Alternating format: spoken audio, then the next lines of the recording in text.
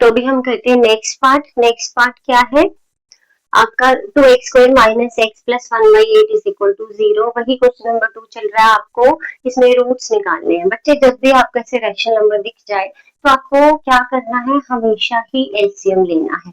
तो इसका पूरे का एलसीएम आ जाएगा 8, तो इसके नीचे 1 है, इसके नीचे कुछ नहीं है तो 1 है। अगेन मैं वही बोलती हूँ, आपको इससे डिवाइड करना, ऊपर मल्टीप्लाई करना। ये 1 से डिवाइड करोगे तो 8 ही आएगा। 8 2 जार 16 एक्स स्क्वायर, आगे माइनस है, अगेन 1 से डिवाइड करोगे 8, 8 को x के साथ मल्टीप्लाई करोगे 8x प्लस 8 को 8 से डिवाइड किया 1 और 1 को उसी के न्यूमरेटर से कर दिया मल्टीप्लाई, ये आ गया 0। तो 8 अब इधर चला जाएगा, मल्टीप्लीकेशन या डिवीजन में है तो 8x प्लस 1 ये आ गया 8 इंटू 0, तो it will be 16x² minus 8x plus 1 is equal to 0।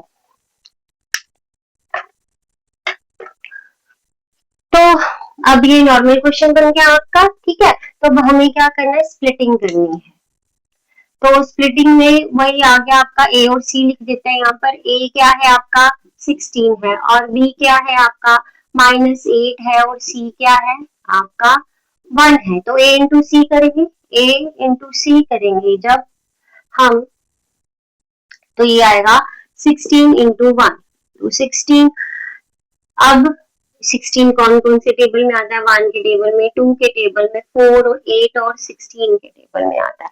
देखो मल्टीप्लाई में तो कोई माइनस साइन नहीं है, ठीक है, लेकिन बीच के टर्म के साथ माइनस है, बी माइनस है।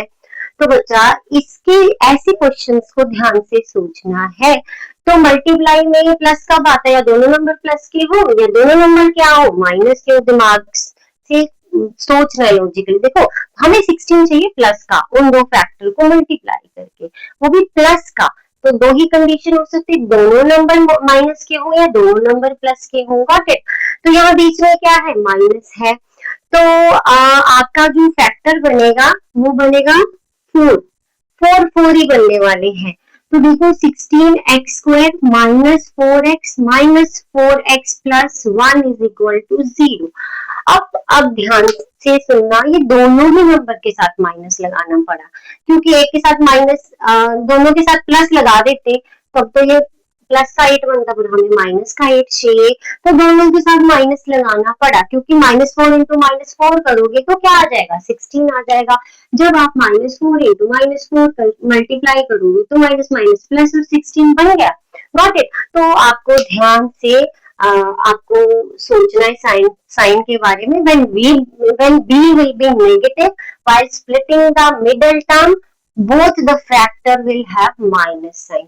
तो मैं साइड में लिख देती हूँ, मैं बार बार भूल जाती हूँ, पिछले क्वेश्चन में भी भूल गई थी मैं। यहाँ लिख देती हूँ स्टार बना के,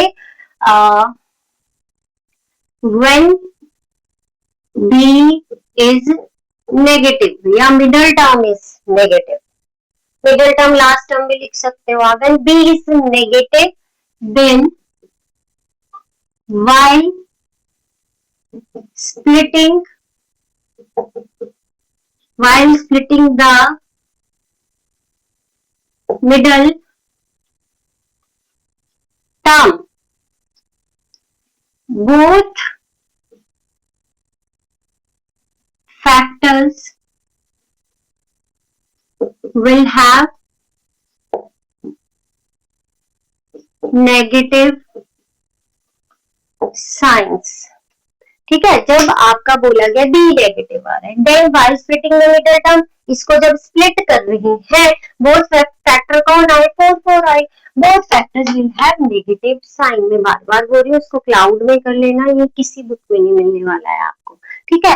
तो छोटे छोटे ट्रिक्स होते हैं तो साइड में लिख लेना, क्योंकि उस टाइम हमें लगता है कि हमें आ गया, बाद में जब कुछ दिन बात करते हैं हम तो हम भूल जाते हैं, तो इसको लिखना जरूर है। तो अब आपके पास आया ये, आप यहाँ से 4 कॉमन ले लो x, क्योंकि 16 और 4 हाईएस्ट कॉमन फैक्टर 4, दोनों 4 के टेबल में आते हैं।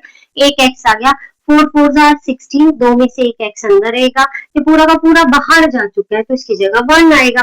ये माइनस है तो माइनस लोगे, आगे कुछ कॉमन नहीं दिख रहा है, कुछ भी कॉमन ना दिखे तो 1 लिख लो, तो 4x माइनस 1 आ गया आपके पास। Got it. तो आपका बना क्या, 4x माइनस 1, 4x माइनस 1 बन गया। It is equal to 0। तो आपका फैक्टर्स ये बने। अब आपको रूट्स निकालनी है। 4x minus 1 is equal to 0 और दूसरा आपका फैक्टर भी यही है।